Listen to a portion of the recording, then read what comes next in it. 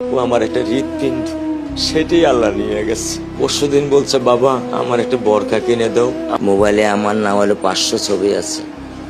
আমি এখনো সাহস পাইনি আমার মেয়ের একটা ছবি বের করে দেখতে। আমার সেই সাহস নাই। আমি সেই সাহস হারাই ফেলছি। আমার স্যান্ডেলটা দেখেন 3 বছর পুরাতন ছেঁড়া, কিন্তু আমি আমার স্যান্ডেলটা পাল্টাই না, সেলাই করে নেই। কিন্তু আমার বাচ্চাদেরকে আমি কষ্ট পেতে দেই না। শুধু একবার বলছে, বাবা লেচে খাবো। আমি 1 মিনিটও দেরি করিনি, 1 মিনিটও আমি দেরি করিনি। ও আমার একটা হৃৎপিণ্ড, সেটাই আল্লাহ নিয়ে গেছে।